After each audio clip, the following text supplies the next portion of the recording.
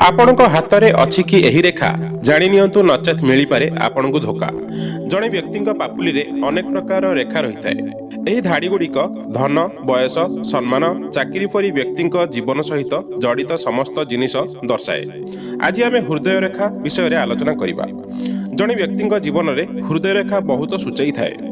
ଜ୍ୟୋତିଷଶାସ୍ତ୍ରରେ ହୃଦୟ ରେଖା ଅତ୍ୟନ୍ତ ଗୁରୁତ୍ୱପୂର୍ଣ୍ଣ ବୋଲି ବିବେଚନା କରାଯାଏ।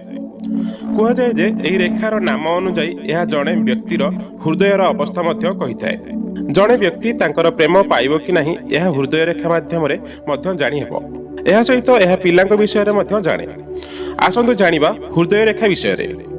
ଯେଉଁ ଧାଡ଼ିଟି ଇଣ୍ଡେକ୍ସ ଆଙ୍ଗୁଠି କିମ୍ବା ପାପୁଲିରେ ଥିବା ମଧ୍ୟମ ଆଙ୍ଗୁଠିରୁ ଆରମ୍ଭ ହୁଏ, ଅର୍ଥାତ୍ ଇଣ୍ଡେକ୍ସ ଆଙ୍ଗୁଠି କିମ୍ବା ମଧ୍ୟମ ଆଙ୍ଗୁଠିରୁ ହୃଦୟ ରେଖା କୁହାଯାଏ। ଏହି ଧାଡ଼ିରୁ ଜଣେ ବ୍ୟକ୍ତିଙ୍କ ଆଚରଣ ବିଷୟରେ ଅନେକ ସୂଚନା ଦିଆଯାଇପାରେ।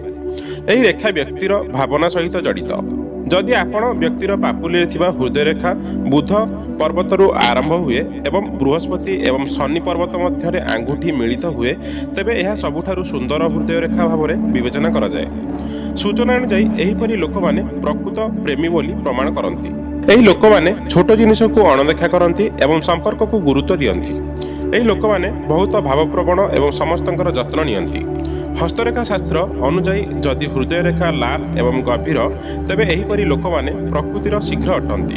ସେମାନେ ସହଜରେ ଯେକୌଣସି ଜିନିଷର ଶିକାର ହୁଅନ୍ତି। ଏଥିରୁ ମୁକ୍ତି ପାଇବା ବହୁତ କଷ୍ଟସାଧ୍ୟ। ସବୁଠାରୁ ବଡ଼ କଥା ହେଉଛି ଡ୍ରଗ୍ସର ଏହି ନିଶା ସେମାନଙ୍କ ସ୍ୱାସ୍ଥ୍ୟ ପାଇଁ ବହୁତ କ୍ଷତି କରିଥାଏ। ହସ୍ତରେଖା ଶାସ୍ତ୍ର ଅନୁଯାୟୀ ଯଦି ଜଣେ ବ୍ୟକ୍ତିଙ୍କ ପାପୁଲିରେ ଥିବା ହୃଦୟ ରେଖା ଶନି ପର୍ବତର ତଳଭାଗକୁ ଯାଏ, ତେବେ ଏପରି ବ୍ୟକ୍ତି ଟଙ୍କା ସହିତ ଉତ୍ସାହିତ ହୋଇଥାନ୍ତି। ଏହିପରି ବ୍ୟକ୍ତି ଟଙ୍କା ରୋଜଗାର କରିବା ପାଇଁ ବିଭିନ୍ନ ପ୍ରକାରର ଆପେକ୍ଷା ବୁଝାମଣା କରିବାକୁ ମଧ୍ୟ ପ୍ରସ୍ତୁତ ହୋଇଥାନ୍ତି। ଏହି ଲୋକମାନେ ମଧ୍ୟ ବହୁତ ନିଷ୍ଠୁର।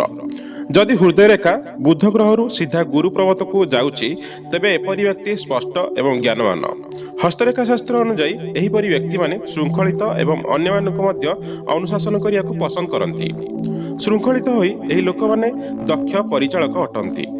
ସେହି ସମୟରେ ଯାହାର ପାପୁଲିରେ ଲମ୍ବା ଏବଂ ଗଭୀର ହୃଦୟ ରେଖା ସେତେ ଅଧିକ ପ୍ରଭାବଶାଳୀ।